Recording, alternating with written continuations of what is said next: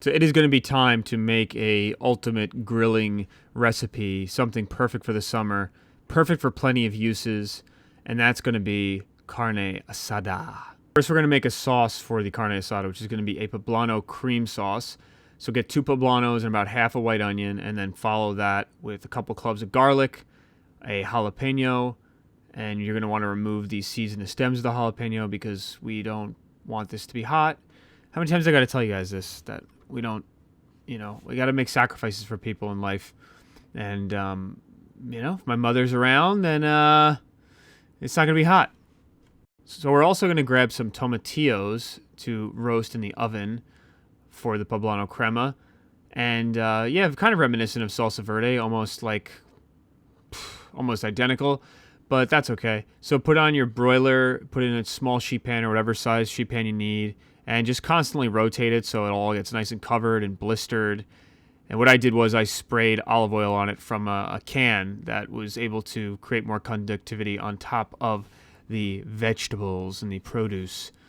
So we're done. This took about 7 minutes or so, and now we're just going to do what we would do if we were making roasted red peppers and put the poblanos and the jalapeno, although the jalapeno is the skin's probably fine, but in a Ziploc Rubbermaid style container so that they steam and the skin is easier to remove. While the steam is doing its work on the skin, go grab an avocado, and wow, look at this. This is borderline perfect avocado, if not so perfect. Well, it depends, right? I don't know what the perfect platonic ideal of an avocado is, but I don't know. Cilantro, we're going to need about a quarter cup, packed down slightly, not shoved in there, and a lime, which we just cut as well. So obviously you don't want to incorporate any of the stems from the cilantro in the sauce we're about to make, so you'll have to frustratingly pick off each leaf, but it's okay. So we got our poblanos now, and the skin has steamed up enough to take off. These are pretty robust. They have a pretty robust cellulose structure on the outside in terms of, I don't even know what I'm talking about. Their skin is pretty tough, so it is a little bit difficult to take off. Just do the best you can. And if some of it gets in there and retained on the pepper, it's not going to be the end of the world.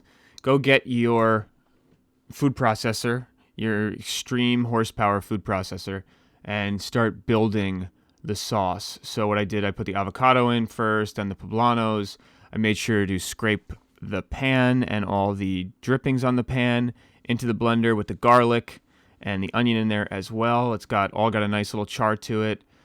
The bunch of cilantro, juice from a lime, about 1 lime juiced, as you can see there, and some salt, pepper. What we're going to do now is just give this a blast, a quick couple pulses, and this thing will just rip right through these ingredients and make kind of this would be good to eat too, I think, right here. Like a really rough chopped salsa verde. It would actually be fine. Oh, there's the pepper. Yes, I forgot to put it in. Of course, silly me.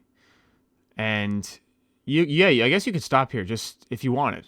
But what I did is I just added in about 3/4 of a cup of sour cream so that we can have a more spreadable sauce for our tacos and eventually our carne asada fries we're going to make. And there's an explanation coming as to why we're going to do that, but stay tuned. You will want to cool this down, so go grab a reusable container and scrape as much of it as you can out and just put it in the fridge. And look, it's got a really nice consistency, holds together, has a nice hold to it. So now we're going to take a guajillo and a pasilla dried chili, and then just dump some hot water over them to soften them up. You can buy these at a local Mexican grocery store, and if you need to see how to soften them, go to the barbacoa video. All right, so let's go ahead and start with that marinade. We're going to juice an entire orange. You could retain the pulp, just obviously none of the seeds. It's a navel orange, so that wouldn't be a problem. A lime, another nice, fresh, juicy, brilliantly green lime. And then we are going to just start dumping all that in the blender, and the blender's going to disappear at some point, but trust me, it's there. Soy sauce, the chilies, which we have kind of steamed up, or I poured boiling water over them, let them soften for about 10 minutes. And then, do your best to deseed them. I mean, it just started falling apart. And I don't know. I don't really care. I never take seeds out of a tomato sauce for pizza or marinara sauce. I do not understand what the problem is with leaving the seeds in. But you know what? Feel free to educate me in the comments if you feel inclined to do that, because I don't know you and I have nothing to gain by doing that. But, go right ahead. Brown sugar, dark brown sugar, and then the toasted spice cohort, which we made before, which you don't have to toast, but you could do that as an additional step. Garlic cloves, whole garlic cloves, because they're going to go into a blender. So just smash those down, peel them, and toss them in as well. And finally, I don't know if this is finally actually. I'm doing this on one take, so something could happen and screw me up. About a whole head of cilantro to add to the marinade. Chop it up roughly, try to get the stems off, then put it in the blender and let her rip and watch this come together in a really just a wild smelling sauce. Oh, you know what's funny is there's chipotles in there too, in adobo sauce. Yes, I see. This is why you don't do it in one take, the voiceover. So put 3 chipotles in adobo sauce in there as well. And then you're going to want to go grab, a 13 by 9 baking dish, or I do prefer a plastic bag for this. I completely unsuccessfully used a vac seal bag. There's something about the vac sealer that, like, sometimes I can get it to work really well, and then other times it's just something happens with the thing. It's a complete failure. But it's good to have it in a plastic bag because you can kind of like flip it and turn it throughout the marinade process while it's in the fridge and just keep like recoating it. So just coat it fully when you do this, but then I like to always like stir it up periodically throughout. So we're going to make corn tortillas fresh, and you're going to grab some masa harina and smoking hot tap water. Just put your tap water as hot as possible, and not going to provide measurements for this because, again, this is like more nuanced in terms of your environmental conditions than baking, I would say. With how long you've had it in your pantry, that's definitely a variable. And always just do it by feel, the masa. You just want to get a really spongy, kind of like a moist characteristic to it, but it breaks apart almost like Play-Doh would break apart. That's really the only way I'm good at describing it. And it does have a kind of a silkiness to it when it's almost done. But you will just continue to work this tap water in and grab more as you need it. And just when you're making the masa dough, the tortilla dough, just, I would say undersell.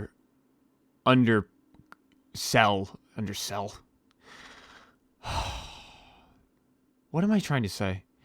You want to do less than you think you're going to need because I always mean, why am I saying that? I'm a fool. That's why I do this. I always make way too much. Anyway, what's awesome about making these corn tortillas fresh and using this press to do it, which you're going to want to attach 2 Ziploc bags to each side, is you could do them whatever size you want. So you can do like a normal, a really big one rather, or a really tiny street taco variation for a quick platter. Maybe you could lay out for people or whatever. So go heat up your cast iron pan after you've squeezed those babies out, and then just toss your tortillas down on them and make sure you get a nice char on both sides. And I would say for me, I'm doing this, I like the lighting is much better on the induction cooktop, but it is better to do this on the flame. You can control the heat better. I know that sounds crazy because this actually has number values on it, but it's hard for me to deviate from using the flame to cook. I'm just way better at managing a flame rather than this like button technique bullshit. This fancy bullshit. Okay, our steak's done. No, it's not done. You don't eat it like that. It is fully marinated though, and we are going to heat up our grill, get it really blasting hot so we can get a awesome char on the outside of this.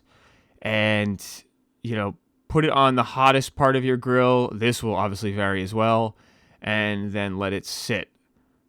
And we begin to build a brilliantly crusted and absolutely just the smell is incredible on this. Absolutely incredible. And you can see all the caramelization happening. You want to keep closing your lid so that the heat flows over the top. And we're going to aim for an internal temp of like 127 on this, because we're going to let it rest and it'll carry through, cook a little more. But for me, the carne asada tacos I do prefer, or any steak, I prefer to be on the rare side, or just rare. And look at that. I mean, it's almost like barky on the outside. It's beautiful and nice and crusty brown. Come on, stop. Knock it off. Yeah. But, cook it however you want. Okay, how about, we need a drink, obviously, with this. Not obviously. I mean, typically, this would be a good idea. We're going to make a margarita, right? We're going to do 2 ounces of blanco tequila, or, you could do reposado if you want. I mean, I would have preferred reposado, but this is what we had on hand, was this Espolón blanco tequila and lime juice. We are, in lieu of triple sec, we are going to use Grand Marnier, which is like triple sec. It's just aged, conditioned in cognac barrels, brandy barrels. Is cognac French brandy? I think so. I don't care. I mean, I'm just going to say it is. It's fine. I mean, it's Prosecco, Italian champagne. Oh my God, you're in big trouble for saying that, Mike. You better stop. I don't care. Oh no, there's a nuance to it that, we have to split hairs about. How many angels can dance on the head of a pin? Let's get in another debate like that. God knows a million of those go on in our world today. Can't just have a fucking drink and just forget about it. So I put a nice big cube in here. I salted the rim with fine sea salt, which I really like the way that holds on. It really grasps to the rim very well. And then just strain it through your cocktail strainer. After giving it a really good shake, you want it to be super cold, and then garnish with a lime wheel, and you're good to go. And then just dump it back in your tumbler, because you can't drink with the antibiotic medication you're on right now, right? Well, I don't know if that's your problem, but okay, so you could make tacos with this. But since the light was so poor, I took the video and I almost started crying because it looked so bad. So here we are. It's the next day, and we're going to make carne asada fries instead of tacos. What do you think? It's like Southern California poutine. Oh man, I'm already duplicating recipes. This is, what do I have here? Monterey and extra seriously sharp Cabot cheddar, shredded. And we're going to chop up finely diced 2 jalapenos with the seeds retained. Oh yeah, did I mention we're making our cheese sauce yet? Well, that's what we're doing. We're making our cheese sauce. 2 jalapenos with the seeds retained. And same thing, just as I did it before. I mean, I say seeds retained, but I'm not going to retain the membrane on the inside. Just what comes off and sticks onto my knife. Cut it in little matchsticks, and then put those perpendicular to your knife and just give them a quick dice. And you're good to go. This is going to be for our kind of like our jalapeno queso. It's not a dip, it's a sauce, a whiz. And it's very interesting because you can also make another recipe with this, which I think you guys will be super excited about. So we need some dried spices we're going to incorporate to this. You could certainly chop fresh garlic, but I'm going to do garlic powder, cumin, smoked paprika, chili powder, as well as some cayenne, a hit of cayenne, garlic powder. Well, I guess onion powder was first then, and then salt and pepper, right? Always, typically, especially with French fries. Black pepper is important. So here we have our carne asada from the previous day, and it's nice and cold, so it's going to be really easy to cut. And we're just going to find finding the grain really isn't necessary here because we're just going to be chopping it up completely into little, I was going to say kibbles. It's not, it's not dog food. My dog would eat this. So just give it a dice, and however you need to get that to work, go right ahead and just chop it up. Chop it up into little pieces for which are going to sit nicely on top of our pile of papas fritas. Although I don't know if in Spanish that people would say papas fritas, because generally, like when working with Mexican guys in a restaurant, they never say papas fritas. They just refer to them as papas or potatoes. So in school, in grade school, we learn it as papas fritas, but I've never heard that, and I've worked with people from Mexico for a while now. I don't know. I just don't think they say that. It's strange. Because everyone loves French fries, you're just teaching a bunch of silly American kids how to say something wrong. I don't know. Who knows? So, maybe someone knows the right pronunciation. Okay, so we're going to make our cheese sauce. What we're going to do is we're going to put butter and flour in. So flour is always typically double the butter in a roux. And we are just going to put this over like medium heat and start blasting it together. Mixing it and making sure it doesn't burn, because this could potentially burn rather quickly. And then we're going to start just drizzling in our milk. This was actually, I think it was skim or low-fat milk I was able to use. You don't need to use whole for this. I mean, that would take it up. That would make it even more decadent than it is. But, 2 cups of milk in here with a little bit more I put in to thin it out, and then just whisk away and break up all that roux that is in there, because you want it to be nice and smooth, and any sort of granularity from the flour and butter that would be retained would create definitely a very unpleasant mouthfeel for this otherwise delicious recipe. So yeah, I'm just showing you really got to stir and just keep at it, because it's tough to, if you just kind of abandon it and don't get all these clumps down, that would be very strange. It'll be having like a really soft dumpling on your fries. Next, we are going to put in our jalapeno, and this actually is pretty cool the way this works in and comes together and bubbles up. It just smells incredible. And then our spices, and you can just kind of watch the color of this change really rapidly. Little like orange color to it. Look at that. Oh, that looks good already, right? But there's not even cheese in it yet, which we're going to add now as it's all bubbling together. All of our cheese, just dump it in. And when you dump the cheese in, you can just kill the power on your range or your induction top and stir the cheese in, because the cheese will just melt like that. And here's what I wanted to say. You can actually if you just put cooked pasta in here, that would be mac and cheese. That's it. That's all you would have to do to make a really good mac and cheese. I mean, you could certainly put in a baking dish and, cook in the oven and maybe put like some sort of topping on it to bake. But just wanted to add that in there. So here we have our fries, and if you need to know how to cook fries, just go to my Poutine video, and I'll show you how to do it in there. But I'm not going to dedicate a whole segment to cooking the fries in here.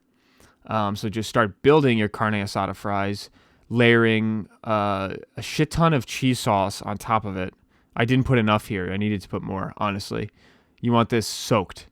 And then we're going to do the steak on top, which we have just warmed up on the oven previously and got a little bit crispy. We chopped up some of our pickled red onion, and then our limes. There's a little garnish on the side that you can squeeze on top. Lime and potato, maybe weird, right? Maybe. So yeah, I put the sour cream on top because I am a moron, and what I want to do is like put in like a little tiny nice ramekin on the side, that poblano crema. And I was like, oh god, I gotta put something on this. Like it needs something else, like at least a different color, or you know, the sour cream with actually another fresh element other than the. I don't know if people perceive sour cream as being fresh, but then the little bit of cilantro garnish I put on here. But I could have just put the poblano crema on, but I didn't because I always like rush to do these videos like for no reason because it's like there's nothing to do. Why am I rushing? I have nowhere to go. But here they are, carne asada fries. They're done. I'm done. Enjoy them. Eat them. You can make like I said, you can make tacos with this as well, which I'll include a picture of. But this is the recipe we wound up with.